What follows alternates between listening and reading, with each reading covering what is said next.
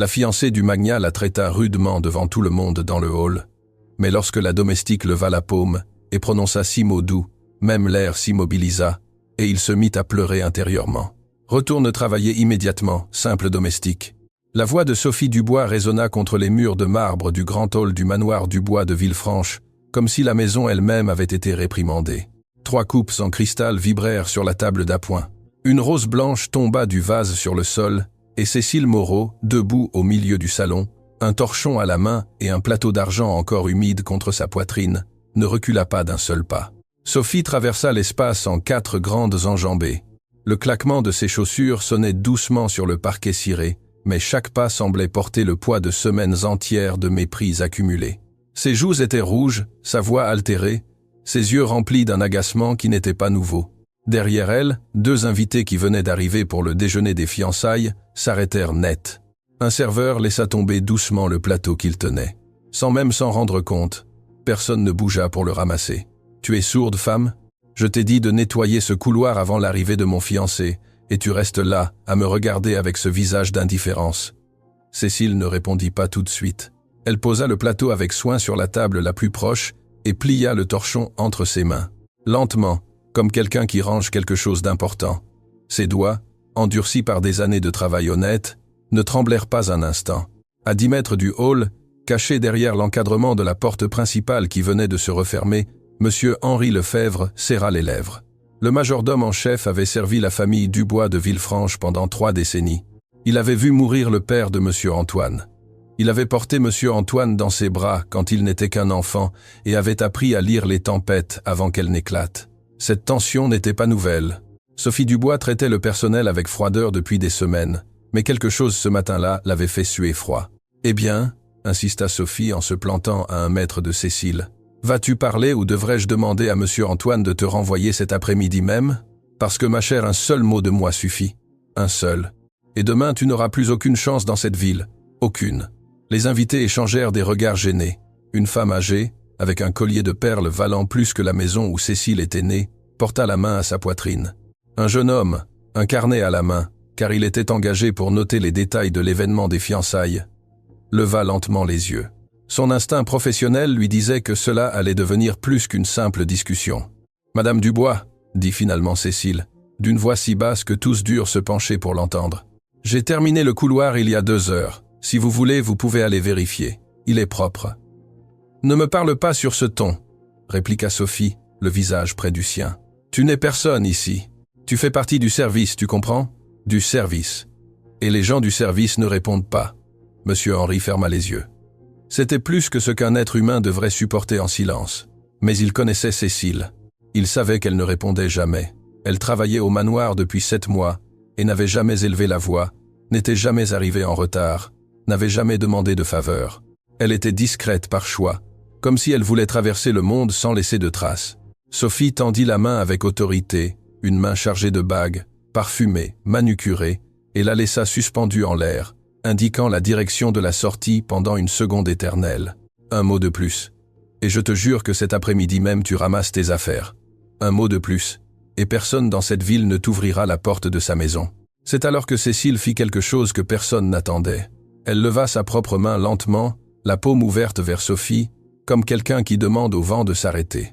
Elle ne cria pas, ne recula pas, ne se défendit pas avec des mots agressifs. Elle posa simplement cette main simple, modeste, humble, en l'air entre les deux et dit 6 mots. 6 mots qui allaient couper cet après-midi en 2 moitiés, la moitié d'avant et la moitié d'après. Votre voix n'atteint pas jusqu'ici. Sophie cligna des yeux 1 fois, 2, comme si elle n'avait pas compris. Elle baissa la main, la remonta, la baissa encore. Elle chercha du regard les invités, le serveur, l'homme au carnet, comme attendant que quelqu'un lui dise qu'elle entendait mal, mais tous étaient figés. « Quoi ? Qu'as-tu dit, domestique ?»« J'ai dit que votre voix n'atteint pas jusqu'ici, Madame Dubois, » répéta Cécile avec la même sérénité qu'avant. La main toujours levée, la paume ouverte, le regard calme, sans défi, sans soumission. « Vous pouvez me réprimander, vous pouvez m'adresser des reproches devant qui vous voulez, vous pouvez me faire nettoyer le manoir entier avec une petite brosse. C'est pour cela que l'on m'a embauché, et c'est pour cela que l'on me paie. Mais il y a un endroit en moi où votre voix n'entre pas. Cet endroit ne vous appartient pas, il appartient à ma mère et à Dieu, et à personne d'autre. Le silence qui suivit fut si dense que l'on entendit clairement le tic-tac de l'horloge grand-père qui ornait le coin du hall. La rose blanche tombée auparavant roula 2 centimètres de plus sur le sol. « Comment oses-tu » s'exclama Sophie en se remettant du choc. Sa voix se brisa en un aigu, comme lorsqu'un verre de cristal se fend à l'intérieur, mais tient encore. « Comment oses-tu, fille du service, toi, une nettoyeuse, me parler de ta mère comme si cela m'importait? Ta mère était sûrement une autre femme à laver les sols de gens décents et maintenant tu prétends… Ne parlez pas de ma mère, madame. » Cécile n'éleva pas la voix, mais quelque chose dans le ton changea, et tous le sentirent.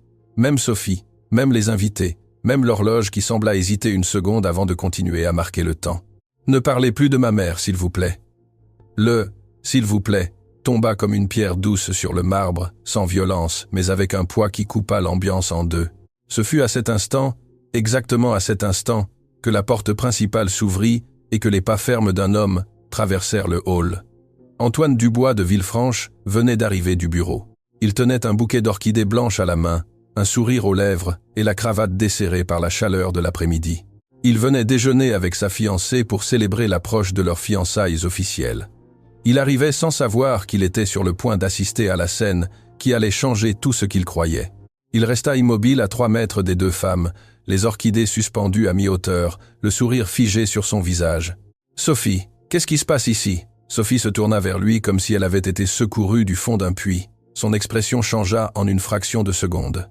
Ses joues passèrent du rouge de colère au rose de victime. Ses yeux se remplirent de larmes qui apparurent comme par magie. Sa voix s'adoucit jusqu'à devenir mielleuse. « mon amour, tu es arrivé. Regarde ce que cette domestique m'a répondu. Elle m'a manqué de respect devant tes invités. Antoine, cette femme ne peut pas rester ici. Je la veux hors de la maison tout de suite. » Antoine regarda les invités. La femme au collier de perles baissa les yeux. L'homme au carnet continua de fixer ses notes comme si ce qu'il avait écrit l'intéressait soudainement beaucoup. Personne ne parla. « Cécile » demanda Antoine en se tournant vers elle. « Est-ce vrai cela ?» Elle ne répondit pas tout de suite. Elle baissa la main qu'elle tenait encore levée, la laissa tomber doucement le long de son corps, et seulement alors, elle regarda Antoine. « Monsieur Dubois, je n'ai pas manqué de respect à Madame Dubois. J'ai levé ma main pour lui demander en silence de ne pas s'approcher davantage. Si c'est une faute, renvoyez-moi. Si c'est une erreur, renvoyez-moi. Si la vérité vous dérange, renvoyez-moi. Mais je ne mentirai pas devant vous, ni aujourd'hui ni jamais. » Antoine resta immobile, la regardant comme s'il la voyait pour la première fois en 7 mois. Jusqu'à ce jour, Cécile Moreau avait été pour lui une ombre efficace, une femme qui pliait ses serviettes avec des coins parfaits, une employée qui ne croisait jamais son regard avec le sien, et maintenant il la voyait en face, la tête haute, soutenant son regard sans ciller, sans s'excuser, sans trembler.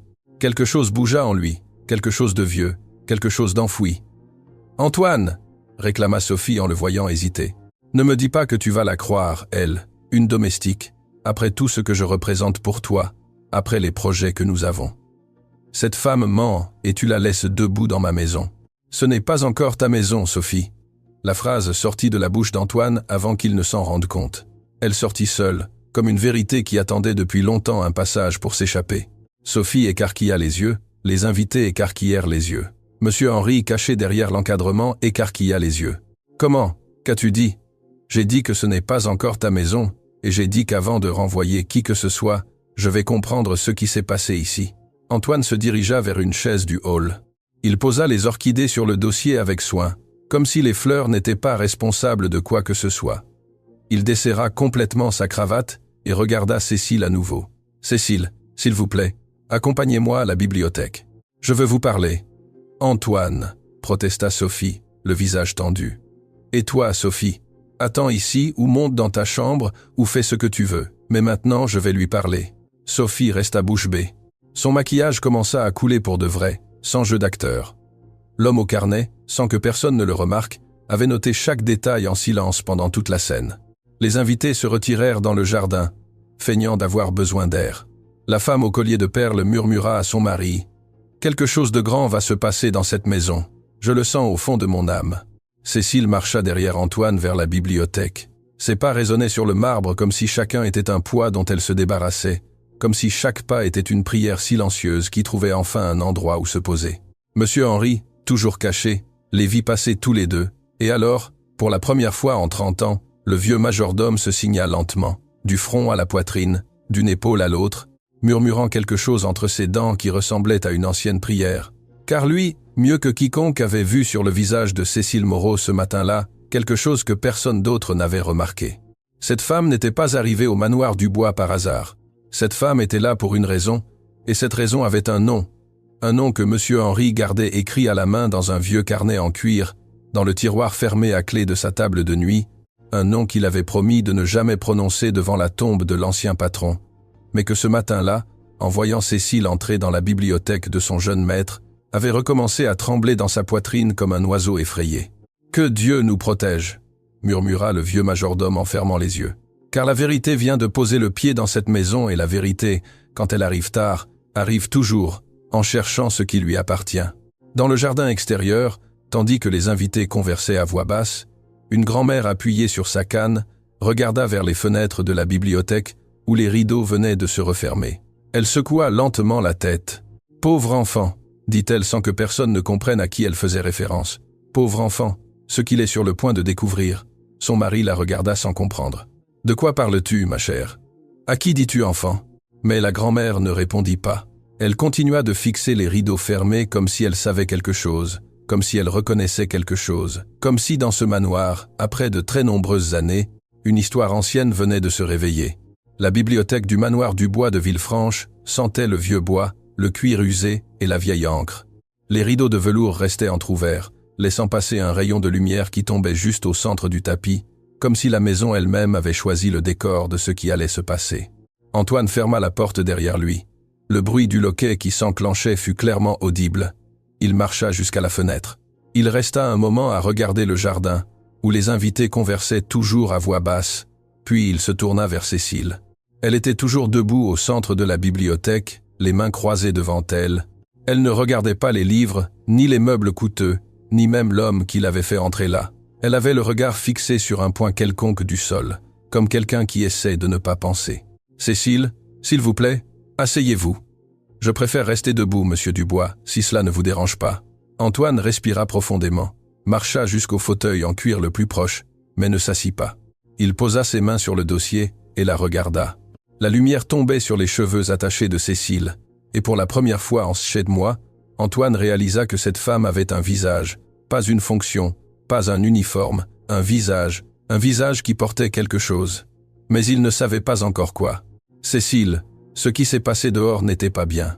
De la part de Sophie, je veux dire, j'ai tout entendu depuis la porte avant d'entrer. Ce n'est pas la première fois qu'elle traite le personnel de cette manière, mais cette fois, c'était différent. » Cécile ne répondit pas, hochant à peine la tête. « Je tiens à vous présenter mes excuses au nom de la maison et en mon propre nom. » Ces mots firent que Cécile leva les yeux pour la première fois.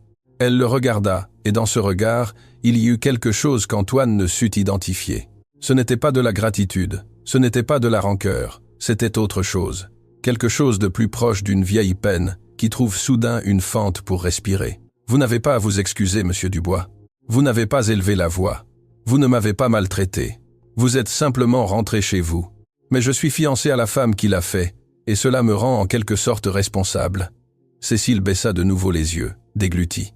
Antoine remarqua pour la première fois qu'elle avait les yeux brillants, non pas à cause des larmes sur le point de couler, mais à cause de celles qui avaient déjà coulé 1000 fois auparavant dans d'autres lieux, d'autres après-midi, et avaient laissé cette lumière aqueuse que certaines femmes héritent après avoir beaucoup pleuré en silence. « Monsieur Dubois, si vous m'avez fait venir ici pour me renvoyer, faites-le vite s'il vous plaît. Je dois rentrer avant le coucher du soleil. Je ne vous ai pas fait venir pour vous renvoyer. Alors, pourquoi m'avez-vous fait venir ?» Antoine hésita. Il se dirigea vers l'ancienne table où son père écrivait autrefois les lettres de famille. Il prit un cadre photo qui était là depuis toujours. Une vieille photographie d'un homme à moustache regardant l'appareil photo avec le sérieux des portraits anciens. Il la tint entre ses mains un instant, comme cherchant une réponse dans les yeux du défunt. Puis il la reposa sur la table et regarda Cécile à nouveau. « Je vous ai fait venir parce que j'ai besoin de savoir qui vous êtes. Comment dites-vous ? J'ai passé 7 mois à côté de vous sans vous voir, comme si vous étiez un meuble de plus dans la maison. Mais aujourd'hui, quand vous avez levé cette main, quand vous avez dit ces 6 mots, j'ai entendu quelque chose. Je ne sais pas ce que c'était. Je ne sais pas pourquoi cela m'a semblé si familier. Mais quelque chose dans votre voix, dans votre façon de vous tenir, m'a rappelé quelqu'un. Et j'ai besoin de comprendre qui est cette personne que vous me rappelez, car depuis que je suis entré dans ce hall il y a 1 heure, je ne peux pas me débarrasser de cette sensation dans ma poitrine. » Cécile resta très immobile. Pour la première fois de la matinée, quelque chose sur son visage trembla juste un instant, comme une bougie qui vacille avant de s'éteindre. Mais elle se reprit aussitôt. « Monsieur Dubois, je suis une domestique. Je nettoie vos sols, plie vos serviettes, fais briller votre argenterie. C'est tout ce que vous avez besoin de savoir sur moi. C'est exactement ce qui ne me suffit plus, Cécile. » Il y eut un long silence entre les deux. L'horloge murale marquait les secondes avec une patience de fer. Dehors, quelqu'un rit doucement dans le jardin. Un rire qui ne correspondait pas à ce qui se passait à l'intérieur. « Où êtes-vous né ?» demanda Antoine finalement. « Dans un petit village que presque personne ne se souvient. Il s'appelle Valclair. » Antoine se figea, lâcha le dossier du fauteuil, fit un pas vers elle sans s'en rendre compte. « Valclair. Oui, monsieur. Dans le Massif central. Oui, près de la rivière du Loup. » Antoine porta la main à son front, marcha jusqu'à la fenêtre, revint, marcha de nouveau comme si ses jambes ne lui répondaient pas entièrement. Cécile le regardait sans comprendre. « Il se passe quelque chose, monsieur ? Mon père est né là-bas. » Cécile ne répondit pas, n'écarquilla pas les yeux, ne montra aucune surprise, hocha simplement la tête doucement, comme si elle connaissait déjà cette information. « Mon père est né à Valclair », répéta Antoine comme se parlant à lui-même. « Il y a passé son enfance. Ma grand-mère l'a emmené en ville quand il avait 9 ans. Après la mort de mon grand-père, ils ont vécu longtemps dans une chambre au-dessus d'une boulangerie jusqu'à ce qu'ils trouvent un emploi dans un entrepôt de tissus. Cet entrepôt fut le début de tout cela, de ce groupe Dubois, de ce manoir, de tout. » Antoine s'assit enfin au bord du fauteuil, comme si ses jambes ne supportaient plus. « Et vous, pourquoi êtes-vous venu dans cette ville ? » « Ma mère est tombée malade. Il n'y avait pas de bon traitement là-bas. Je l'ai amenée il y a plusieurs années. Nous avons vécu longtemps dans une pièce louée dans le quartier des Tilleuls. Je travaillais à tout ce qui se présentait, en lavant, en repassant, en prenant soin des personnes âgées. Jusqu'à quoi ? Jusqu'à ce qu'elle meure. » Antoine ferma les yeux. La phrase était tombée entre eux comme une feuille sèche, douce, inévitable, immense. « Je suis désolé, Cécile. Je suis vraiment désolé. » « Merci, monsieur. Combien de temps après êtes-vous venu travailler ici ? » « Pas longtemps. L'agence m'a proposé plusieurs postes. J'ai choisi celui-ci. » « Pourquoi celui-ci » Cécile garda le silence. Ses doigts s'entrelacèrent devant son corps.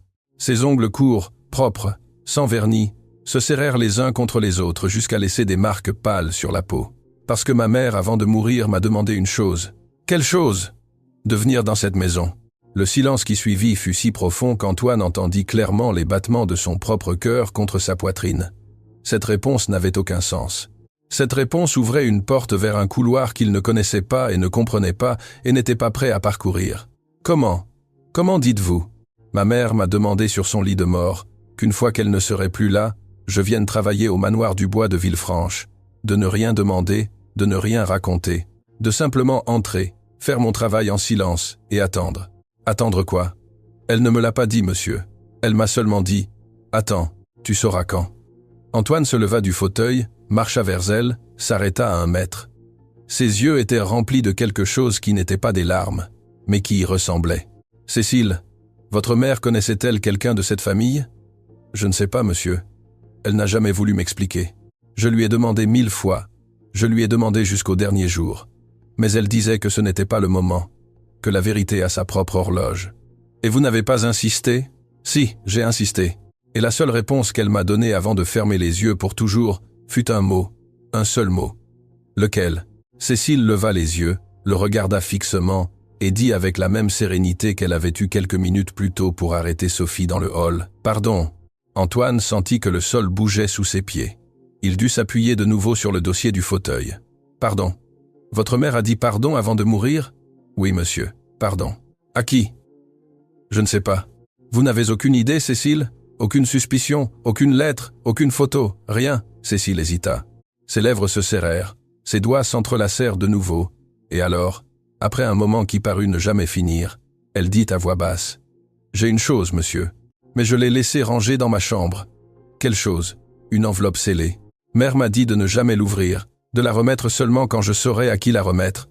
Et vous ne savez toujours pas ? » « Non, monsieur, pas encore. » Il y eut un long silence dans la bibliothèque, si long qu'il semblait que le monde entier, en dehors des murs de cette maison, avait décidé de se taire pour écouter la réponse. « Cécile. » La voix d'Antoine sortit rauque, presque brisée. « Quand votre service sera terminé aujourd'hui, pourriez-vous m'apporter cette enveloppe ?»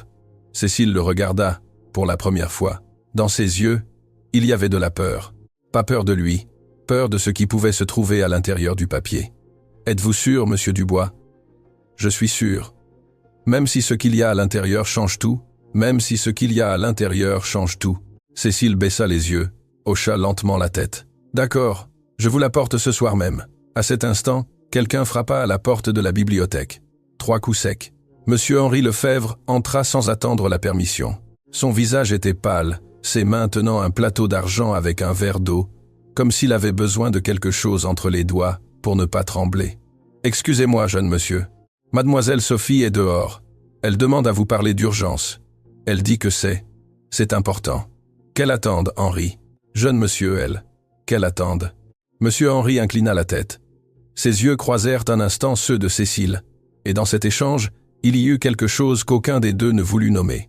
Une question, un soupçon, une reconnaissance qui ne pouvait pas encore être prononcée. « Comme vous ordonnerez, jeune monsieur. » Le majordome se retira, fermant la porte derrière lui avec la même douceur que l'on ferme la chambre d'un malade.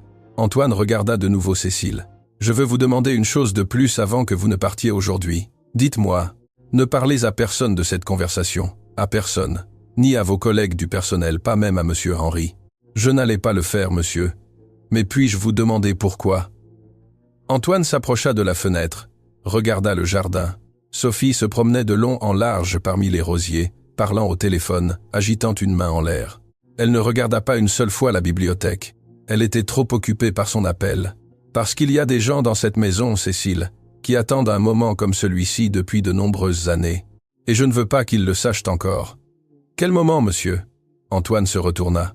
La lumière de la fenêtre tombait sur la moitié de son visage. L'autre moitié restait dans l'ombre, comme si 2 hommes distincts vivaient à l'intérieur du même corps, et que seul l'un des deux était encore debout. Le moment où la vérité frappe à la porte et personne n'est prêt à l'ouvrir. Cécile le regarda longuement. Puis elle hocha la tête. « À ce soir, monsieur Dubois. À ce soir, Cécile. » Elle marcha vers la porte. Avant de sortir, elle s'arrêta sans se retourner. « Monsieur, dites. » Sa voix se brisa un instant, puis se reprit. « L'enveloppe. Il y a une marque à l'extérieur, un dessin fait à l'encre ancienne. Ma mère l'a dessiné elle-même de la main gauche parce que sa main droite ne répondait plus. Quel dessin est-ce? Une étoile à 5 branches avec une lettre à l'intérieur. Quelle lettre? » Cécile respira profondément et dit d'une voix si basse qu'Antoine dut se pencher pour l'entendre. « La lettre D, monsieur. » Antoine sentit quelque chose se briser lentement dans sa poitrine, comme un verre qui se fend de l'intérieur, millimètre après millimètre, jusqu'à se briser complètement. « Dubois? » »« Oui, monsieur. La lettre D de votre nom de famille. » Et Cécile sortit de la bibliothèque, laissant Antoine Dubois de Villefranche debout au milieu des livres hérités de son père, avec la sensation claire et exacte que la femme qu'il avait considérée comme invisible pendant 7 mois était en réalité la porteuse d'une vérité qui allait diviser sa vie en 2 pour toujours. Dans la cuisine au fond du manoir, une jeune servante qui avait entendu par hasard les derniers mots de Sophie au téléphone, en portant des plateaux au jardin, laissa tomber une tasse sur le sol. La tasse ne se brisa pas, mais le visage de la jeune fille resta comme si elle avait vu un fantôme. Sophie au téléphone avait dit « Ne t'inquiète pas, je vais m'en occuper. » Comme nous nous sommes débarrassés de l'autre. L'après-midi fut lent à tomber ce jour-là, comme si le ciel savait aussi que quelque chose de grand était sur le point de se produire à l'intérieur du manoir Dubois et voulait rester un peu plus longtemps à regarder. Cécile termina son service alors que le soleil pointait encore au-dessus des murs du jardin. Elle ramassa ses affaires en silence, salua ses collègues du personnel d'un bref sourire et marcha vers la sortie de service qui donnait sur le fond de la propriété. Elle prit le bus, traversa la ville, descendit à l'angle du quartier des Tilleuls, où elle louait toujours la même petite pièce qu'elle avait partagée avec sa mère. Elle monta l'escalier étroit qui menait à sa chambre. Chaque marche, cet après-midi-là, lui pesait plus que d'habitude.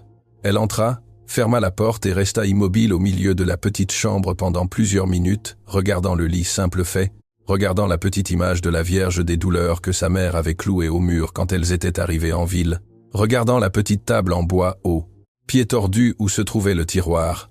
Ce tiroir-là. Elle l'ouvrit lentement, en sortit un paquet de vieux tissus noués avec un cordon usé, le posa sur le lit, et seulement alors s'assit au bord, les genoux serrés et les mains croisées sur les genoux. Elle dénoua le cordon. À l'intérieur du paquet de tissus se trouvait une enveloppe couleur crème en papier épais, avec une étoile à 5 branches dessinée au centre, faite à la main avec de l'encre ancienne à moitié effacée par le temps, et au cœur de l'étoile, une lettre, une seule, D. Cécile Passassé. Doigt sur le dessin lentement, comme si elle touchait la joue de quelqu'un qui n'était plus là. Les larmes lui coulèrent, sans qu'elle les appelle, sans sangloter, sans gémir, tombant simplement l'une après l'autre sur le papier crème. Et alors elle se souvint. Elle se souvint de la chambre d'hôpital où sa mère avait passé les derniers jours. Elle se souvint de l'odeur d'alcool et de soupe froide. Elle se souvint de l'infirmière de nuit qui leur avait permis de rester plus longtemps que le règlement ne le permettait, car elle avait compris que cette femme amaigrie sur le lit n'atteindrait pas l'aube. Elle se souvint de la main de sa mère, presque sans poids, tenant la sienne avec la dernière force qui lui restait. « Ma fille, écoute-moi bien. Quand je serai parti, tu iras travailler au manoir Dubois de Villefranche. Tu as compris? Dubois de Villefranche, avenue des Peupliers. Pas une autre, celle-là. Maman, ne parle pas comme ça. Non, écoute-moi. Il ne me reste plus beaucoup de temps. Tu ne demandes rien. Tu ne dis pas qui tu es. Tu entres, tu fais ton travail, et tu attends. Tu me le promets? Je te le promets, maman. Mais attendre quoi? Tu sauras quand, ma vie, tu le sentiras ici. Et elle lui avait touché la poitrine du doigt tremblant, juste au-dessus du cœur.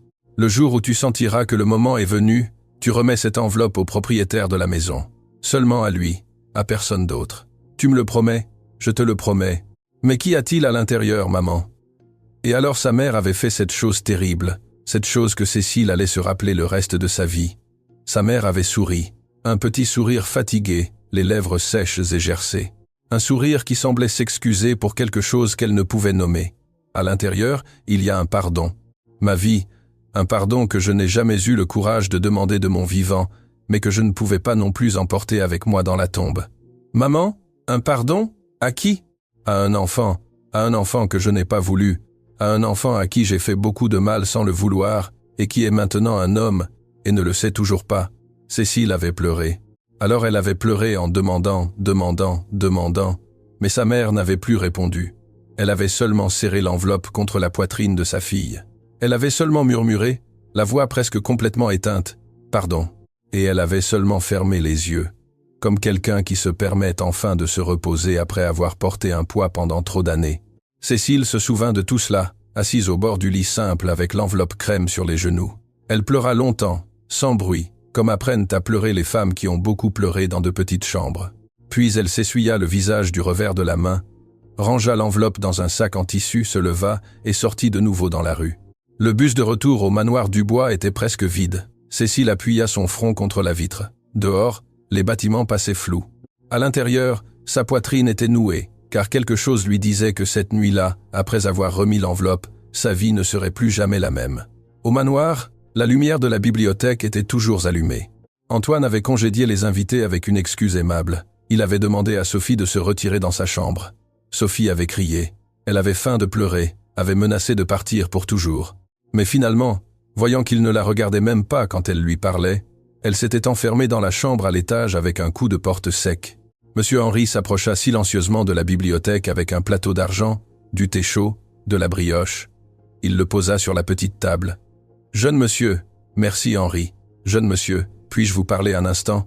Dites. » Le vieux majordome arrangea ses mains devant son corps. Ses doigts tremblaient à peine.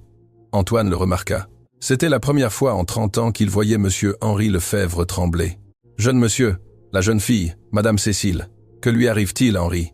Son nom, Moreau. Cela vous dit-il quelque chose, jeune monsieur? » Antoine fronça les sourcils. « Ça ne devrait pas. » Monsieur Henri baissa les yeux vers le parquet ciré, respira profondément, serra les lèvres, et dit d'une voix de celui qui se décide enfin à lâcher un poids qu'il a porté pendant 3 décennies entières. « Votre père, jeune monsieur, le défunt monsieur Dubois, avant de mourir une nuit dans cette même pièce, m'a fait une demande.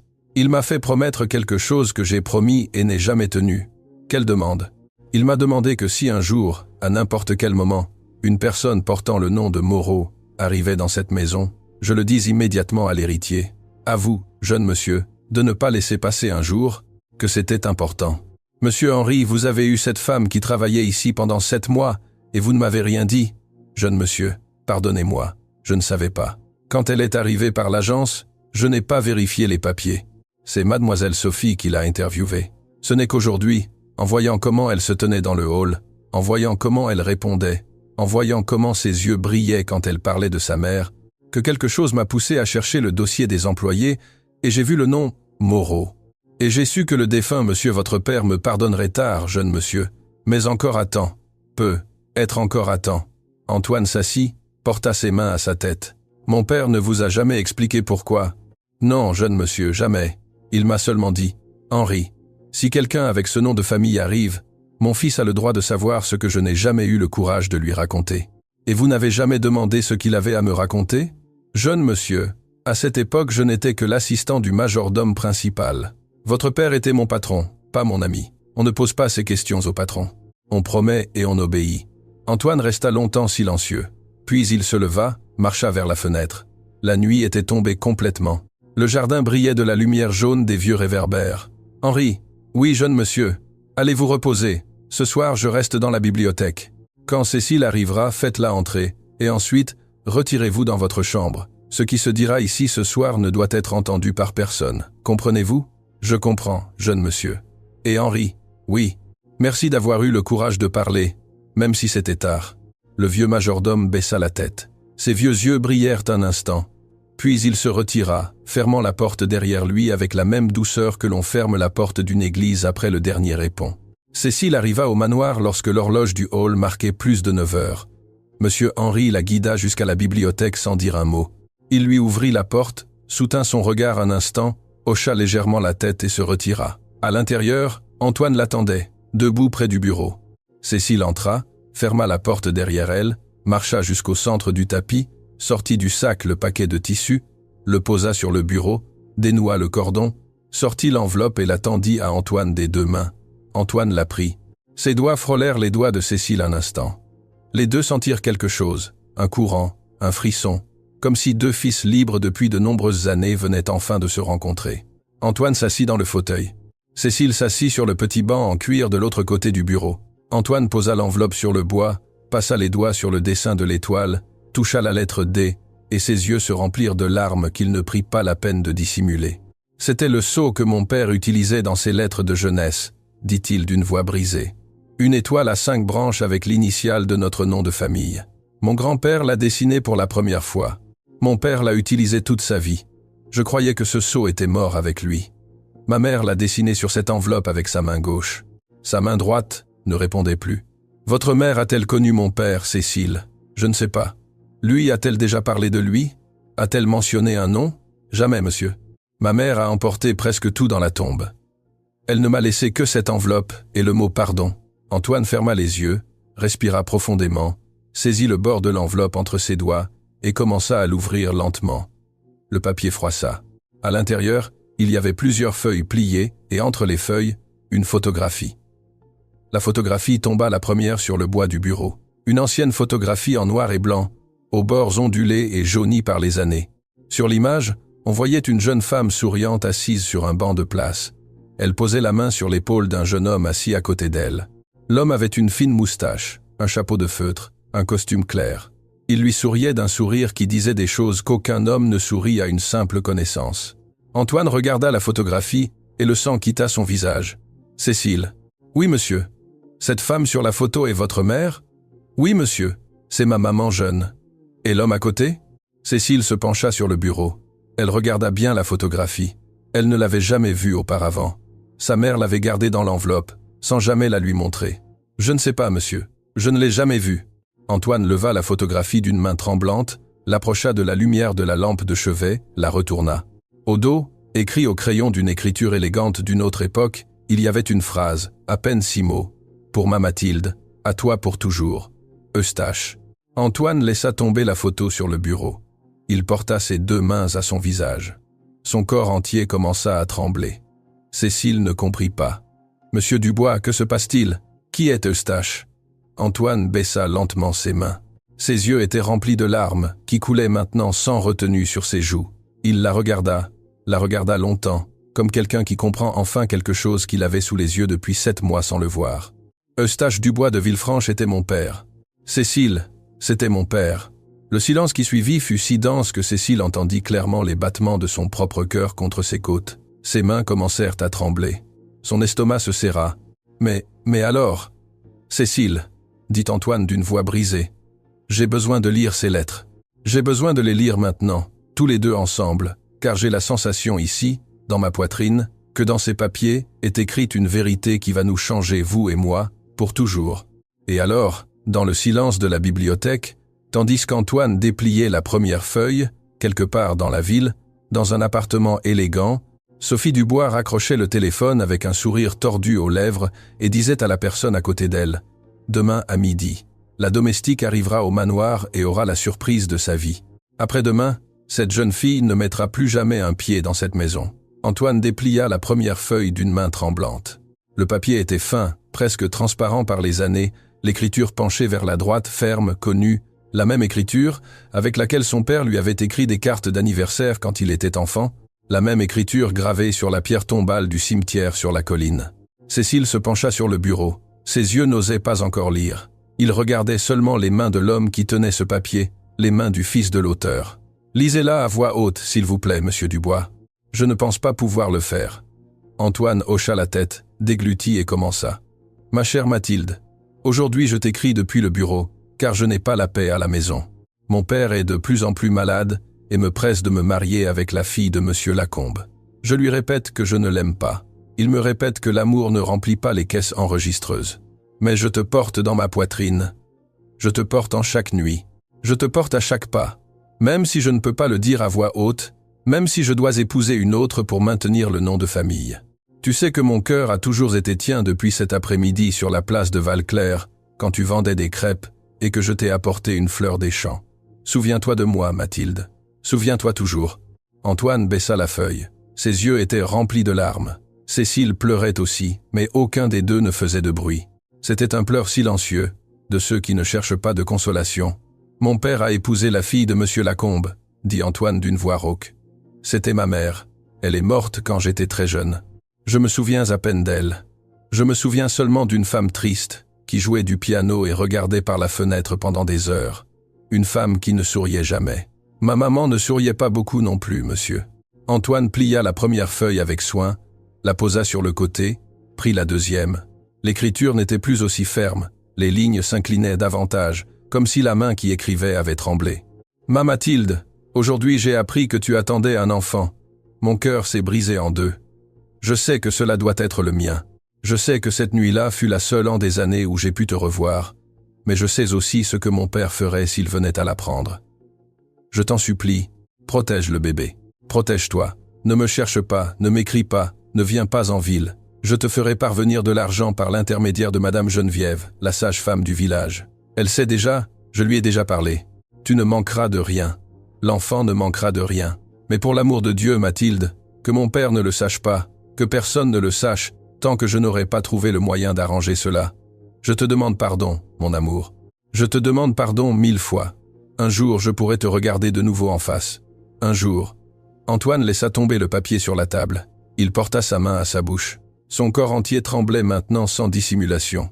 Cécile était devenue très pâle, les mains sur les genoux, les lèvres serrées. « Monsieur Dubois, s'il vous plaît, dites-moi que cette lettre ne dit pas ce que j'ai compris. » Antoine ne put parler, il hocha simplement la tête lentement. Une fois, deux. « Cécile, mon père a eu un enfant avec votre mère avant d'épouser la femme avec qui il a dû se marier. » Avant de m'avoir, Cécile se figea sur sa chaise. Sa tête tournait, son estomac se nouait. « Mais monsieur, je suis la seule fille de ma mère. Je suis la seule. Ma mère n'a jamais eu d'autre bébé. Je le sais. Je l'aurais su. Cécile, lisez ceci. Regardez la date. » Antoine lui tendit la deuxième lettre. Cécile vit. La date était écrite en haut d'une écriture serrée. C'était une date d'il y a de très nombreuses années, quand sa mère avait l'âge qu'elle avait maintenant, quand sa mère vivait encore à Valclair, avant la ville, avant Cécile. Ce n'était pas vous, Cécile. C'était un autre enfant, un autre bébé. Avant vous. Cécile porta la main à sa poitrine. Elle sentit son cœur battre contre ses doigts, comme s'il voulait s'échapper. J'ai eu un frère. Oui, j'ai eu un frère, et ma mère ne me l'a jamais dit. Et j'ai eu un frère, et mon père ne me l'a jamais dit. Les deux se regardèrent dans les yeux à travers le bureau, tous deux pleurant. Tous deux avec le sentiment clair que la vie qu'ils avaient vécue jusqu'à cette nuit était un mensonge raconté à moitié, rempli de silence, soutenu par des secrets que deux personnes avaient emportés dans la tombe sans jamais oser briser. Antoine prit la troisième lettre, la dernière. Le papier était plus froissé, l'encre bavait par endroits, comme si des larmes étaient tombées dessus en l'écrivant. « Ma Mathilde, l'enfant est tombé malade. Madame Geneviève me l'a écrit hier. Elle dit que la fièvre ne baisse pas. Elle dit qu'il a besoin d'un docteur de la ville. Mon père vit toujours. Si je vais au village, il saura tout et nous détruira tous les trois. Mais si je n'y vais pas, l'enfant pourrait nous quitter. Mathilde, pardonne-moi. Je t'enverrai ce que je peux.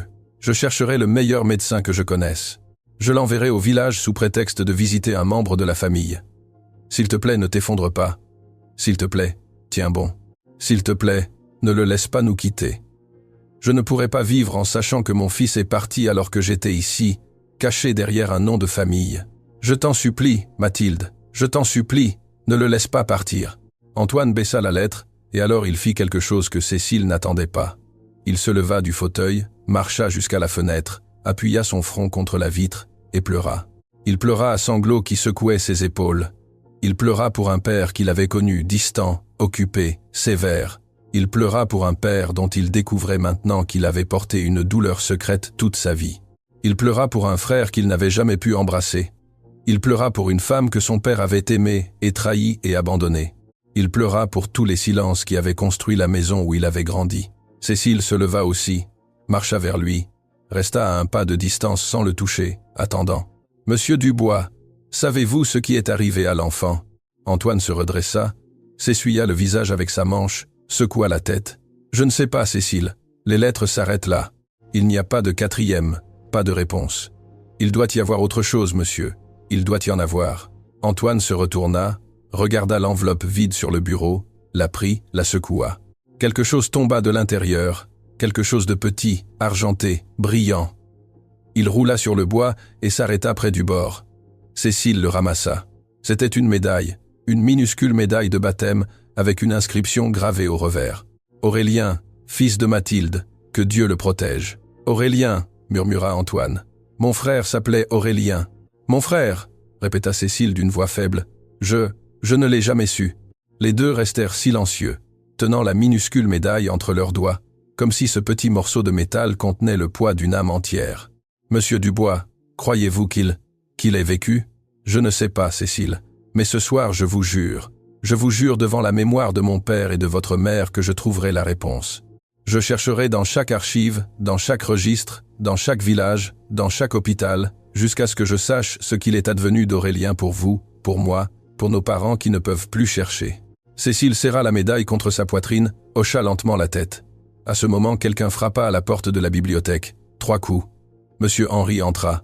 Son visage était bouleversé, comme s'il venait d'entendre quelque chose de terrible. « Jeune monsieur, excusez-moi, mais Justine, la nouvelle jeune fille de la cuisine, vient de courir.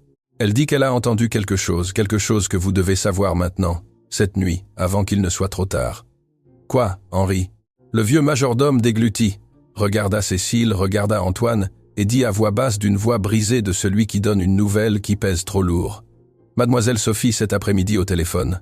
La jeune fille l'a entendue par hasard. Elle parlait avec un homme dont Justine a immédiatement reconnu le nom parce qu'il travaille dans cette maison. »« De qui, Henri ?» Monsieur Henri ferma les yeux et prononça le nom. « Monsieur Nicolas Dubois, jeune monsieur, votre cousin. » Antoine sentit le sang quitter son visage pour la 2e fois en une seule nuit. « Mon cousin Nicolas. Sophie parlait avec Nicolas ?»« Oui, jeune monsieur. Et d'après ce que la jeune fille a compris, ils ne se sont pas rencontrés hier. Ils se connaissaient avant que mademoiselle Sophie n'entre dans cette maison. Bien avant. » Cécile porta la main à sa bouche. Antoine s'appuya contre le bureau. La bibliothèque commença à tourner autour de lui. « Il y a autre chose, jeune monsieur, » ajouta monsieur Henri d'une voix plus grave que Cécile ne l'avait jamais entendue. La jeune fille a entendu mademoiselle Sophie dire avant de raccrocher une phrase qui m'a fait courir vous chercher. Une phrase que je dois vous répéter même si cela me fait mal. Dites-la, Henri. Mademoiselle Sophie a dit ainsi, jeune monsieur. Ne t'inquiète pas, mon amour. Demain à midi, le testament du vieil Eustache apparaîtra, et quand il apparaîtra, Antoine n'héritera pas un seul sou. Tout sera pour nous, comme nous l'avons prévu il y a des années. Le silence qui suivit fut le plus long de la nuit, et à l'extérieur de la bibliothèque, cachée derrière une colonne du couloir, une femme âgée avec une canne, la même qui avait été invitée ce matin-là dans le jardin, écoutait les yeux fermés. Les larmes lui coulaient silencieusement le long des rides, et ses lèvres murmuraient une très ancienne prière. « Aurélien, mon enfant, mon fils, combien de temps ai-je dû attendre pour revenir dans cette maison ?» Monsieur Henri resta immobile devant le bureau. Les mots qu'il venait de prononcer flottaient encore dans l'air de la bibliothèque, comme de la fumée après un incendie. Antoine respirait profondément, essayant de remettre ses idées en ordre. Cécile tenait la médaille d'Aurélien contre sa poitrine, comme quelqu'un qui tient un secret qui a attendu toute une vie pour éclater au grand jour. Ce fut alors que du couloir arriva le son inimitable d'une canne frappant doucement le parquet. Tac, tac, tac. Avançant lentement, sans hâte, comme si la personne qui marchait savait parfaitement où elle allait et n'avait pas besoin de se presser. Monsieur Henri se tourna vers la porte, fronça les sourcils. « Jeune monsieur, attendez-vous quelqu'un d'autre ce soir ?»« Non, Henri, personne. » Le coup de canne se rapprocha, s'arrêta juste de l'autre côté de la porte, et puis une voix de femme âgée, sereine, ferme, qui traversa l'air comme si elle attendait d'être entendue depuis des siècles, dit « Jeune monsieur Dubois, c'est moi, la femme à la canne. J'étais ce matin dans le jardin. S'il vous plaît, ouvrez-moi. J'attends ce moment depuis trop d'années. » Antoine regarda Cécile. Cécile regarda Monsieur Henri. Monsieur Henri s'approcha de la porte d'un pas lent, posa sa main sur la poignée, hésita un instant et ouvrit. La femme entra lentement. Ses cheveux blancs étaient attachés en un chignon bas. La peau de son visage était marquée de rides qui semblaient dessinées avec la patience de celui qui a vécu de très nombreuses saisons. Elle s'appuyait sur une canne en bois sombre, terminée par une poignée en argent usé. Mais ses yeux étaient jeunes, vifs, brillants, comme deux braises que le temps n'avait pas réussi à éteindre. Elle marcha jusqu'au centre de la bibliothèque, s'arrêta devant Cécile, la regarda longuement, et 2 larmes lui coulèrent le long des rides sans qu'elle lève la main pour les essuyer. « Ma fille, comme tu ressembles à ta mère, comme tu lui ressembles !» Cécile ne sut que dire. La médaille était toujours serrée dans sa main. « Madame, pardon, qui êtes-vous? Avez-vous connu ma maman ?» La femme sourit à peine, un sourire chargé de quelque chose de très ancien. Elle posa sa main libre sur le bras de Cécile. « Mon enfant, je suis Madame Geneviève Caron, la sage-femme de Valclair, celle qui a aidé ta mère quand ton frère Aurélien est venu au monde, celle qui a tenu entre ses mêmes mains le bébé que le père du jeune monsieur Dubois n'a jamais pu connaître. » Antoine se leva du fauteuil, marcha vers elle, la regarda les yeux remplis de quelque chose qu'il ne savait pas si c'était de l'espoir ou de la peur. « Madame Geneviève, mon père vous nomme dans une des lettres que nous venons de lire. Je sais, mon fils, je sais. C'est moi-même qui ai demandé à ton père de laisser une preuve écrite au cas où ce jour arriverait, au cas où il y aurait justice.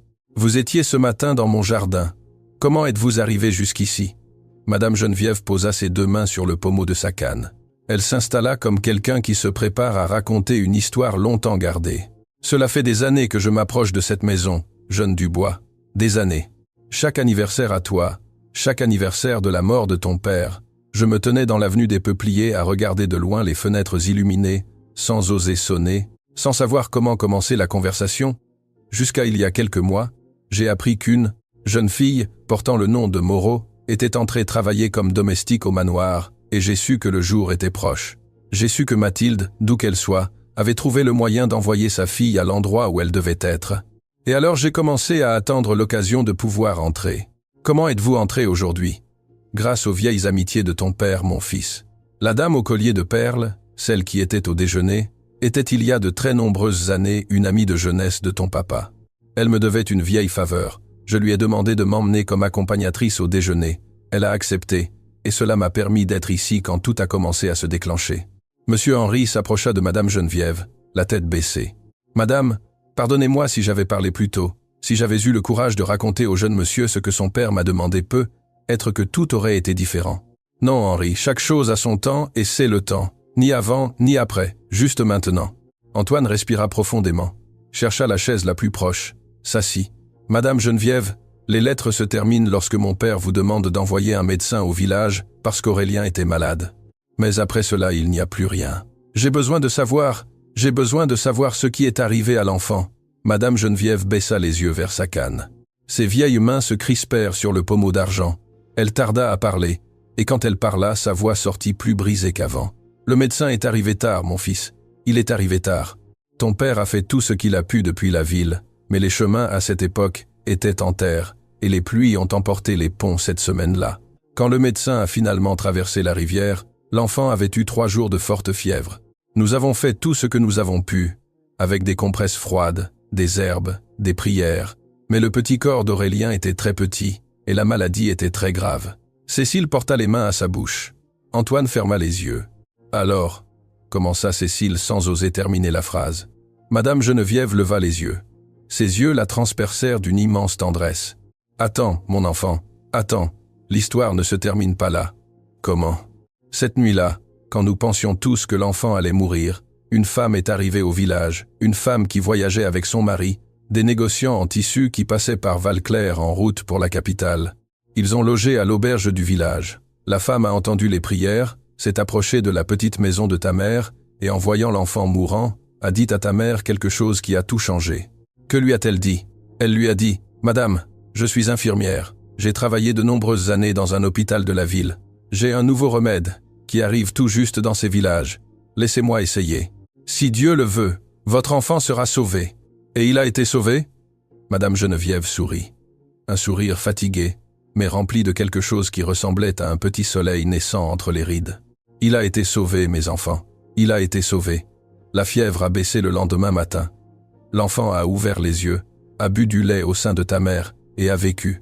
Cécile se couvrit le visage des 2 mains. Elle pleurait maintenant, sans dissimulation. Antoine se leva de sa chaise, marcha vers elle, posa sa main sur son épaule, et pour la première fois cette nuit-là, les 2 se soutinrent l'un l'autre sans mots. « Madame Geneviève, » dit finalement Antoine d'une voix brisée, « si Aurélien a vécu, où est-il maintenant? Pourquoi ne l'avons-nous jamais cherché? Pourquoi mon père ne nous l'a-t-il jamais dit ?» L'aîné soupira, marcha lentement jusqu'au fauteuil le plus proche, s'assit avec soin, posa sa canne sur le côté, parce que la femme qui a sauvé l'enfant, l'infirmière, est tombée amoureuse de lui. Elle a passé les jours suivants à aider ta mère à s'en occuper. Et quand ta mère, épuisée, malade du cœur, sans ressources pour l'élever, a su que cette femme et son mari ne pouvaient pas avoir d'enfant, elle a pris la décision la plus difficile de sa vie, la décision qui l'a poursuivie jusqu'à son dernier jour. Elle a confié Aurélien pour qu'il l'élève loin, dans une autre ville, sous un autre nom de famille, pour que le vieux monsieur Dubois ne le trouve jamais, pour que l'enfant ait la chance de grandir en paix. « Ma mère l'a donné ?» demanda Cécile d'une voix brisée. « Elle ne l'a pas donné, mon enfant, elle l'a sauvé. Elle lui a donné la seule vie possible, mais elle a payé un prix qu'elle n'a jamais cessé de payer. C'est pourquoi elle ne t'a jamais parlé d'Aurélien. C'est pourquoi elle t'a demandé sur son lit de mort de venir dans cette maison. Parce que ta mère voulait que la vérité trouve son chemin, même si elle n'était plus là pour l'accompagner. » Antoine marcha jusqu'à la fenêtre. Les lumières du jardin brillaient doucement. Une brise agitait les branches des peupliers. « Madame Geneviève, connaissez-vous le nom de la famille qui a emmené Aurélien ?» L'aîné resta très immobile, serra les mains sur les genoux. « Je connais le nom, mon fils. Je l'ai gardé écrit dans un petit carnet pendant toutes ces années. Mais avant de vous le dire, vous devez me promettre une chose. » « Quelle chose ? Que lorsque vous le trouverez, vous lui raconterez la vérité avec soin, avec respect, car cet homme est aujourd'hui adulte, il a sa vie faite, ses affections, ses blessures, et la vérité quand elle arrive tard, mes enfants, peut être une bénédiction ou un effondrement, cela dépend de la manière dont elle est livrée. Nous vous le promettons, Madame Geneviève, dirent Antoine et Cécile en même temps, sans s'être mis d'accord. L'aîné hocha la tête, sortit de la poche de sa robe un petit carnet aux couvertures usées attaché avec un élastique. Elle l'ouvrit à une page marquée d'un signet rouge, lut en silence. Elle leva les yeux. La famille qui a emmené Aurélien s'appelait Mercier Duval. Ils étaient négociants en tissu. Ils se sont établis dans la ville de Saint-Barthélemy-sur-Plaine, à plus de 12 heures d'ici. Elle s'appelait Adélaïde. Il s'appelait Gérald. Ils ont donné à l'enfant un nouveau nom parce qu'ils voulaient repartir de zéro. Ils l'ont appelée Madame Geneviève Dégluty, regarda Antoine, regarda Cécile. Ils l'ont appelé Mathieu. Mathieu Mercier Duval. Antoine se figea. Tout le sang quitta son visage. Ses mains commencèrent à trembler. Mathieu Mercier Duval. Oui, mon fils. Pourquoi? Ce nom vous dit-il quelque chose? Antoine ne répondit pas, marcha jusqu'au bureau, ouvrit le premier tiroir, en sortit un agenda en cuir, le feuilleta rapidement d'une main tremblante, s'arrêta sur une page, la montra à Madame Geneviève. Madame Geneviève, est-ce cette personne? L'aîné approcha son regard. Ses yeux s'ouvrirent peu à peu, puis se remplirent de larmes. « Oui, mon fils, c'est lui. C'est Aurélien. C'est ce visage. Je l'ai porté dans ses bras quand il était nouveau-né. Je ne pourrai jamais oublier ce front. » Cécile s'approcha, regarda la page. C'était une carte de visite collée à l'agenda avec du ruban adhésif. Une carte élégante en papier épais avec un logo brodé en relief. « Monsieur Dubois, qui est cet homme ?» Antoine leva les yeux. Ses yeux étaient remplis de quelque chose qu'il ne savait pas si c'était de la joie ou de la terreur. « Cécile, cet homme est l'avocat principal du groupe Dubois, l'homme que mon père a personnellement choisi pour administrer le testament de notre famille, l'homme qui demain à midi est convoqué dans ce même manoir pour une réunion que personne ne m'avait expliquée. » Monsieur Henri, debout en congé, silence près de la porte, laissa tomber le plateau d'argent qu'il tenait. Le bruit du métal contre le sol fit écho dans tout le couloir. « Jeune monsieur, cette réunion a été convoquée par mademoiselle Sophie, il y a 3 jours. J'ai moi-même reçu l'appel.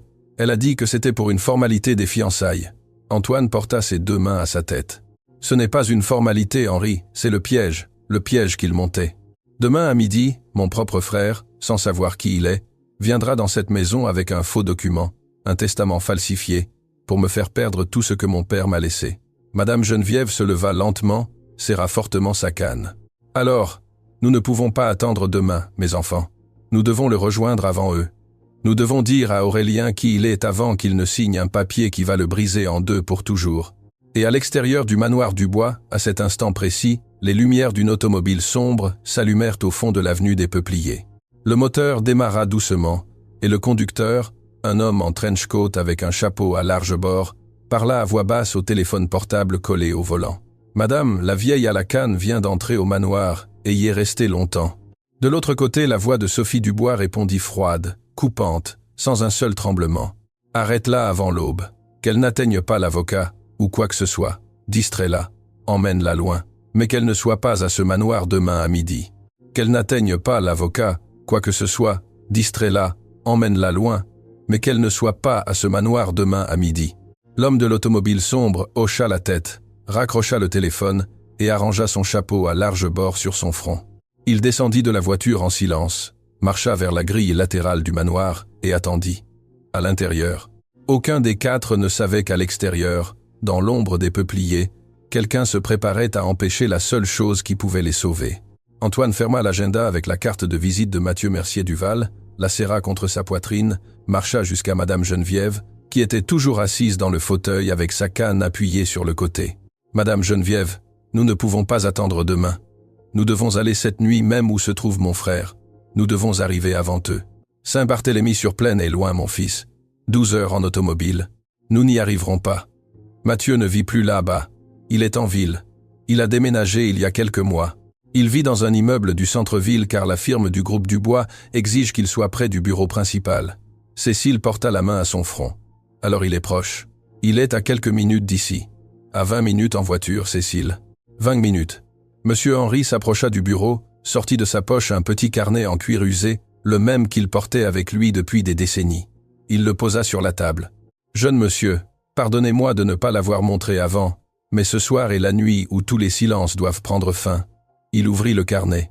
Page jaunie, notes manuscrites, chiffres, dates, initiales. « Votre père, jeune monsieur, pendant de très nombreuses années, a envoyé de l'argent à une famille de la ville de Saint-Barthélemy, au nom d'Adélaïde Mercier. Il l'a fait chaque mois sans faute, sans prévenir personne. C'est moi qui portais les enveloppes à la poste, j'étais le seul à savoir. Et ici, dans ce carnet, il y a chaque envoi, chaque montant, chaque date. C'est la preuve que votre père n'a jamais oublié Aurélien, même s'il n'a jamais osé le rencontrer. Il l'a toujours soutenu de loin. » Antoine prit le carnet, le feuilleta, les larmes lui coulèrent doucement. « Henri, pourquoi ne m'avez-vous jamais rien dit ?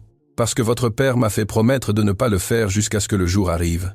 Et moi, jeune monsieur, je suis un homme de peu de vertu, mais les quelques-unes que j'ai, je les tiens, même si cela me coûte l'âme. » Cécile s'approcha, posa sa main sur l'épaule du vieux majordome. Monsieur Henri, pour la première fois en 30 ans de service, ferma les yeux et se permit de pleurer devant ses maîtres. Justine Prado apparut alors à la porte de la bibliothèque. Elle portait toujours son tablier, les mains pleines de farine, sèche de la cuisine, et dans les yeux, ce mélange de peur et de détermination que seules ont les jeunes filles qui ont travaillé depuis l'enfance et savent très bien distinguer le bien du mal. « Monsieur Dubois, Pardonnez-moi d'interrompre, mais il y a autre chose que je dois vous dire. Entrez, Justine, fermez la porte. La jeune fille obéit, s'approcha lentement, déglutit. Je ne suis pas la première jeune fille du personnel à entendre des choses étranges dans cette maison, monsieur. Avant moi, il y a déjà un bon moment, il y en avait une autre. Elle s'appelait Lorraine Iriart, elle travaillait dans la cuisine avec moi. Elle était bonne, elle était honnête, et un jour elle a disparu. Disparu? Mademoiselle Sophie a dit qu'elle l'avait renvoyée pour vol, mais toutes les jeunes filles du personnel savent que Lorraine n'aurait jamais rien volé. Elle était pieuse. Elle était de celles qui apportaient du pain le dimanche aux personnes âgées du refuge. Mademoiselle Sophie l'a renvoyée parce que Lorraine avait entendu quelque chose, une conversation, et Mademoiselle Sophie l'a su. Cécile porta la main à sa bouche. Et où est allée Lorraine, Justine? Vous savez, je sais qu'elle est retournée dans son village, à Saint-Barthélemy-sur-Plaine. Sa maman est là-bas. J'ai gardé le numéro qu'elle m'a donné avant de partir. Je vous demande pardon, monsieur Dubois. Je n'ai pas osé le raconter avant. J'avais peur de perdre mon travail. Mais ce soir, en écoutant ce qui se passe, je ne peux plus garder le silence. Antoine s'approcha, posa ses mains sur ses épaules avec douceur. Justine, vous ne perdrez pas votre travail. Au contraire, aujourd'hui vous avez gagné le respect éternel de cette maison. Appelez Lorraine tout de suite. Nous avons besoin de savoir exactement ce qu'elle a entendu. La jeune fille hocha la tête, sortit en courant de la bibliothèque. Pendant ce temps, dans un immeuble du centre-ville, un homme était debout devant la fenêtre de son appartement. Mathieu Mercier-Duval regardait les lumières de la ville sans les voir. Il tenait un verre d'eau à la main, une cravate desserrée au cou, et sur la table, une enveloppe scellée qu'on lui avait remise cet après-midi même.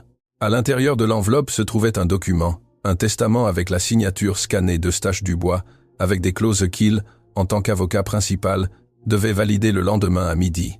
Mathieu était un homme de loi, rigoureux, honnête. Il travaillait depuis des années pour le groupe Dubois, sans avoir jamais rencontré personnellement l'héritier. Il était distant avec la famille patronale, car le défunt M. Eustache l'avait toujours exigé dans son dernier contrat signé avant de mourir. Que mon fils Antoine ne connaisse jamais cet avocat en personne, sauf lorsque le jour où la loi l'exigera arrivera. Mathieu avait toujours cru que c'était une excentricité du vieux patron, une manie d'entrepreneur solitaire. Mais cette nuit-là, en regardant ce testament, quelque chose dans sa poitrine lui disait qu'il y avait quelque chose de profondément erroné dans ce papier.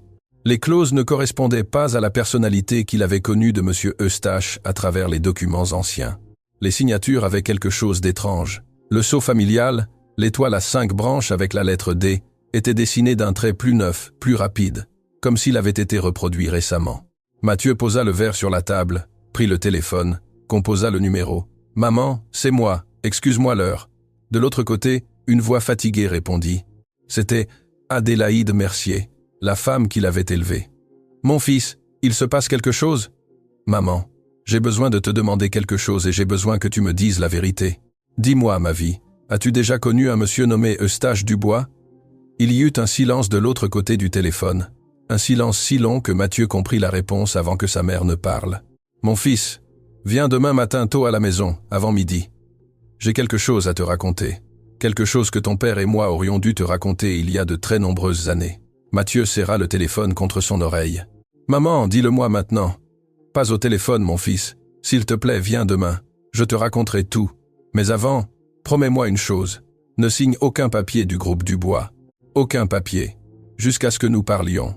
Je te le promets, maman. » Mathieu raccrocha le téléphone, regarda le testament sur la table, et pour la première fois en de très nombreuses années, sentit que le sol de sa vie tremblait sous ses pieds. Au manoir, Justine revint en courant à la bibliothèque. Elle tenait son téléphone portable à la main, les yeux écarquillés. « Monsieur Dubois, j'ai parlé à Lorraine. Elle est en ligne tout de suite. Elle veut tout vous raconter, mais vite, dit-elle, parce qu'elle a peur. » Antoine prit le téléphone, le mit sur haut-parleur. « Lorraine, c'est Antoine Dubois. Je suis avec mes personnes de confiance. Vous pouvez parler tranquillement. » La voix de l'autre côté trembla, mais ensuite s'affermit. « Monsieur Dubois, je travaillais dans votre cuisine. Un après-midi, il y a quelque temps, en portant un plateau à la chambre de Mademoiselle Sophie, j'ai entendu qu'elle parlait au téléphone avec un homme. Elle lui disait « Quand je me marierai avec Antoine, nous ferons sortir la belle-mère de la maison, car elle en sait trop sur le vieil homme, et après nous irons chercher l'héritage. » Monsieur Henri porta la main à son cœur. « Madame Béatrice. »« Qui est Madame Béatrice, Henri ?»« C'était la deuxième épouse de votre père, jeune monsieur. Elle a vécu dans cette maison quand vous étiez au pensionnat. Une femme noble, qui s'est désintéressé de l'héritage, qui ne vivait ici que pour s'occuper des rosiers du jardin. Mademoiselle Sophie lui a proposé il y a quelques mois de s'installer dans une petite maison en périphérie. Elle lui a dit qu'elle serait plus tranquille. Madame Béatrice a accepté car ses os étaient déjà fatigués. Mais depuis, personne ne l'a revu, jeune monsieur. Cécile sentit un frisson lui monter le long du dos. Alors, l'autre dont parlait Sophie était cette dame? Il semble. Lorraine continua de parler par le haut-parleur. Il y a autre chose, monsieur Dubois. L'homme avec qui mademoiselle Sophie parlait ce jour-là lui disait « Tranquille, mon amour, quand tout sera fini, toi et moi serons ensemble comme nous l'avons toujours rêvé. La seule chose que tu as à faire est de l'épouser, de le supporter le temps nécessaire, et ensuite, le nom de famille est à nous. J'ai enregistré cette conversation sur mon téléphone portable, monsieur. Je l'ai gardé. Je l'envoie à Justine maintenant. » Antoine sentit son cœur s'accélérer. « Lorraine, vous connaissez le nom de l'homme qui parlait avec Sophie? » « Je le sais, monsieur, car à la fin de l'appel, elle lui a dit « Je t'aime, Nico. » Et je suis resté figé, parce que cet homme, ce Nico, je l'avais vu entrer dans votre manoir de nombreuses fois. C'était votre cousin, monsieur Dubois. C'était monsieur Nicolas Dubois. Antoine s'assit, porta ses mains à sa tête. Cécile s'approcha, posa sa main sur son épaule, cette fois non pas comme domestique, comme sœur, comme personne qui ne pouvait plus le regarder de l'extérieur. « Antoine, regarde-moi. » Il leva les yeux. C'était la première fois qu'elle l'appelait par son nom, sans « monsieur ». Demain à midi, nous entrerons ensemble dans cette réunion. Nous emmènerons Madame Geneviève. Nous emmènerons le carnet de Monsieur Henri. Nous emmènerons l'enregistrement de Lorraine. Et nous emmènerons les lettres de ton père avec la médaille d'Aurélien. Et quand Sophie et Nicolas s'assiéront à la table pour présenter leur faux testament, ils ne sauront pas ce qui les attend. Mais le plus important, Antoine, c'est ceci. Nous allons nous rendre chez Mathieu avant eux. Nous allons lui raconter qui il est pour que lorsqu'il entrera dans cette réunion, il n'entre plus comme avocat du groupe Dubois. Il entre comme ton frère, comme mon frère. Antoine la regarda longuement et puis, très lentement, il hocha la tête. Cécile, j'ai grandi seul. J'ai grandi en pensant que j'étais le seul fils d'un homme qui ne m'a presque jamais regardé dans les yeux. Et cette nuit, en moins de quelques heures, j'ai découvert que j'avais une sœur, un frère, une grand-mère, qui attendait dehors dans le jardin, toute une histoire que personne ne m'avait racontée. Si demain nous survivons à cela, je passerai le reste de ma vie à remercier ta mère de t'avoir envoyé dans cette maison. Cécile ne répondit pas, elle lui serra seulement la main.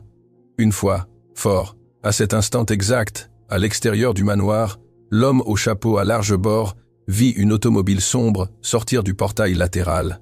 À l'intérieur se trouvaient 3 personnes. Il reconnut Madame Geneviève sur le siège arrière. Il reconnut le jeune monsieur Dubois au volant.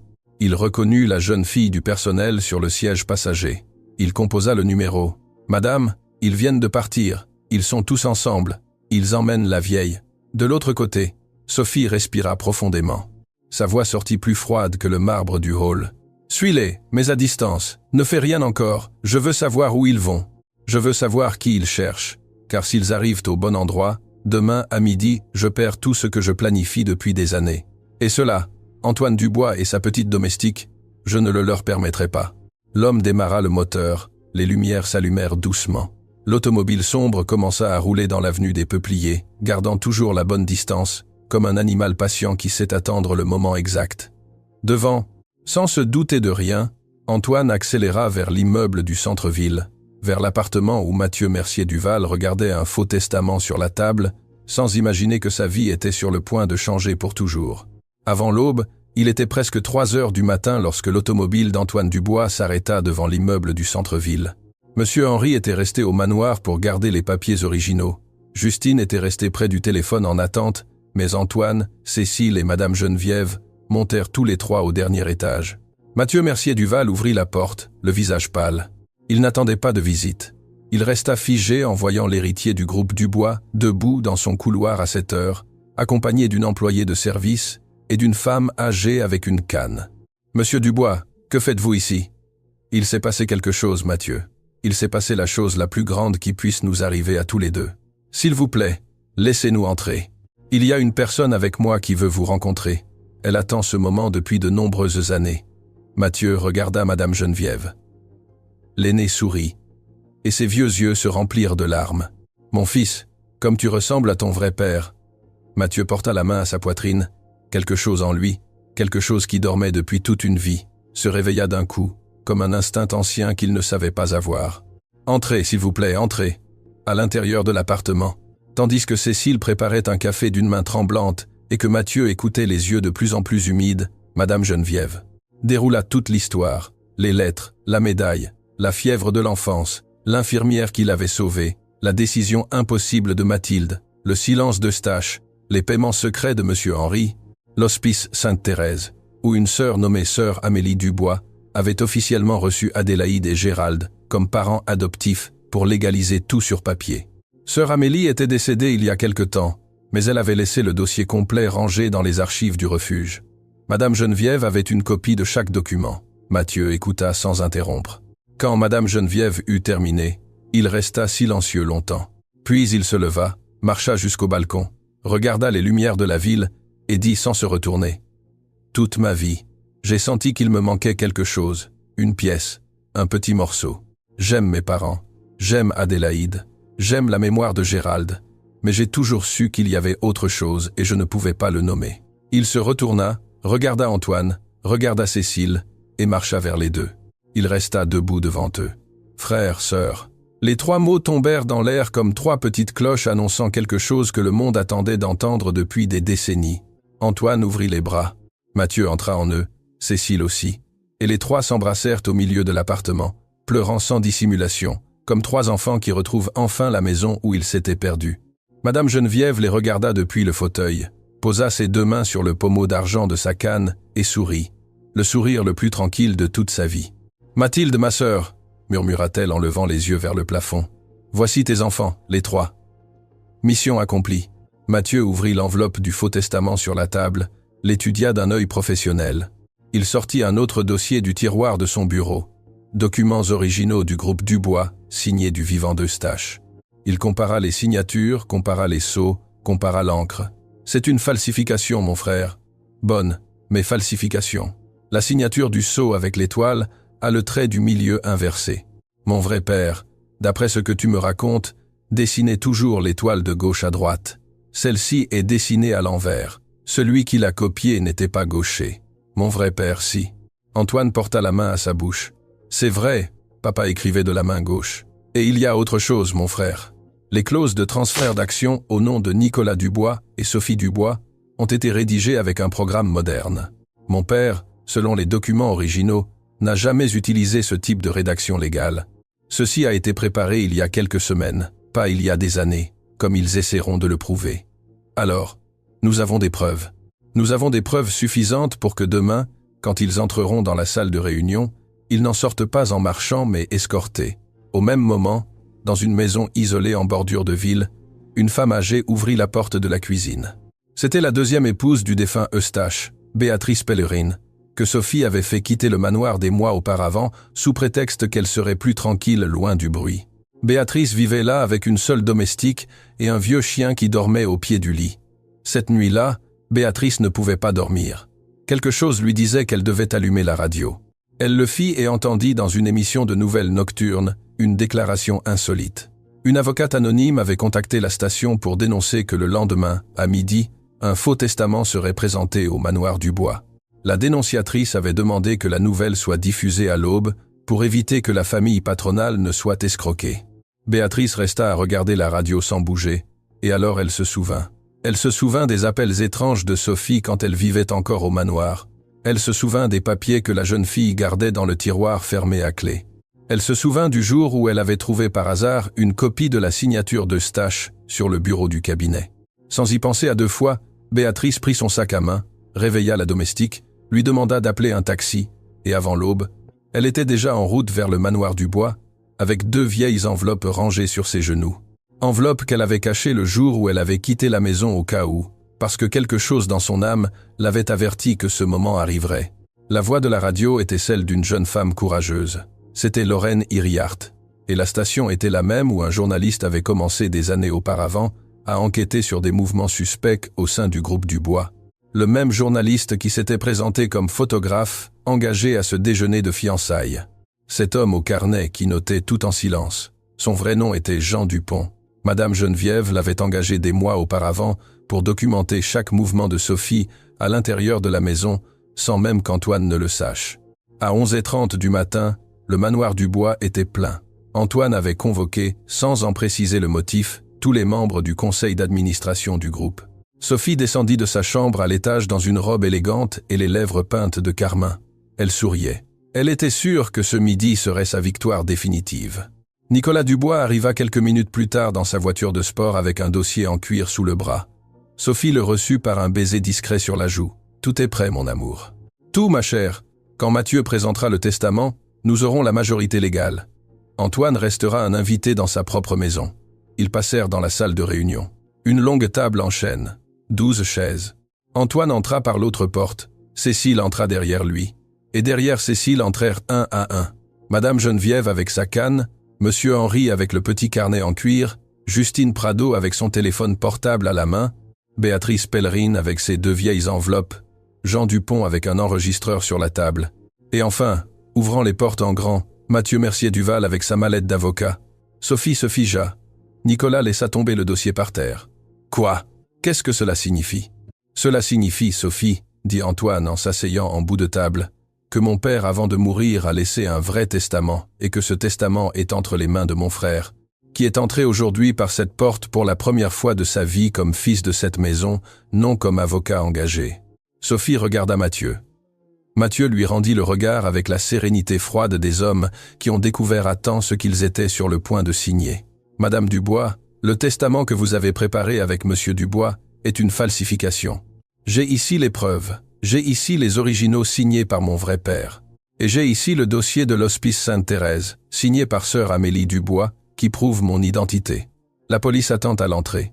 Le conseil d'administration votera aujourd'hui même l'expulsion de Nicolas Dubois et la présentation d'une plainte formelle contre vous. » Sophie se leva, chercha la porte des yeux.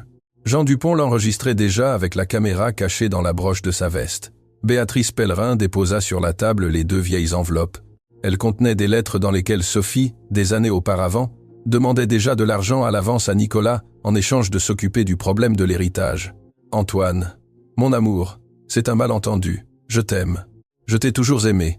Ce sont des mensonges des employés. » Antoine se leva, marcha vers elle, la regarda longuement, sans colère, sans mépris, seulement avec une profonde peine. « Tu ne m'as jamais aimé, Sophie. Et moi, pendant longtemps, je n'ai pas non plus su ce qu'était aimer.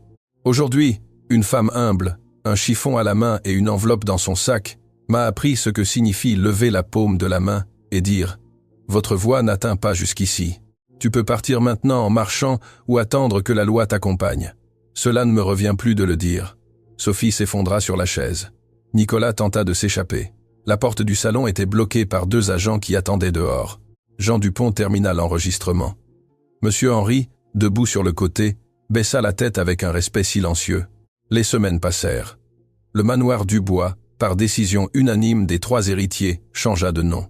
Il ne s'appelait plus manoir, il s'appelait Maison Mathilde, en l'honneur de la femme qui avait uni 3 vies à distance sans qu'aucune ne le sache de son vivant. L'Hospice Sainte-Thérèse fut agrandi. Mathieu, Antoine et Cécile signèrent ensemble les documents pour qu'il devienne un foyer permanent pour femmes âgées, sans famille, en mémoire de sœur Amélie Dubois et de toutes les sages-femmes anonymes qui avaient soutenu des enfants comme Aurélien dans des villages oubliés. Madame Geneviève Caron s'installa dans le jardin de la maison Mathilde, dans une chambre avec vue sur les peupliers.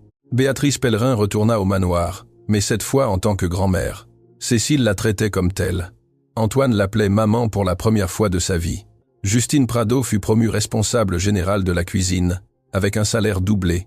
Lorraine Iriart revint du village et accepta le poste que Justine lui avait offert. Monsieur Henri continua comme majordome en chef jusqu'à ce qu'il décide lui-même de prendre sa retraite, mais il ne manqua jamais de venir prendre le thé de l'après-midi dans le jardin, où Cécile et Madame Geneviève l'attendaient toujours. Sophie Dubois et Nicolas Dubois furent jugés pour escroquerie, falsification de documents et conspiration. Le processus fut long, mais la vérité cette fois arriva complète. Un après-midi tiède, sans date exacte, Cécile était assise sur le banc de pierre sous l'arbre du jardin. Elle tenait dans ses mains la minuscule médaille d'Aurélien.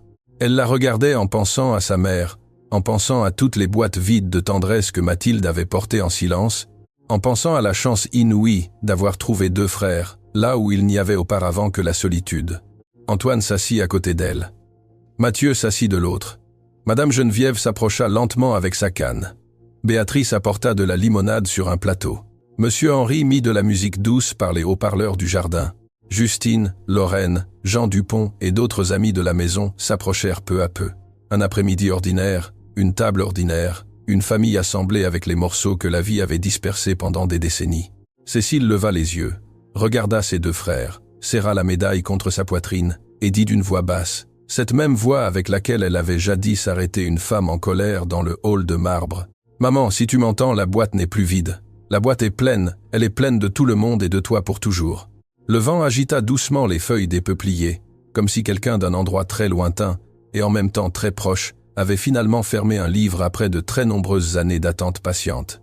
Et dans cette maison qui n'était plus un manoir, où le silence régnait auparavant et où la vérité vivait maintenant, le monde entier sembla comprendre en un seul après-midi de jardin une leçon que l'on n'apprend pas dans les livres, que la dignité ne s'achète pas, que la vérité ne périt pas, et que l'amour véritable, même s'il met des décennies à trouver la porte, frappe toujours. Au bon cœur, juste à temps.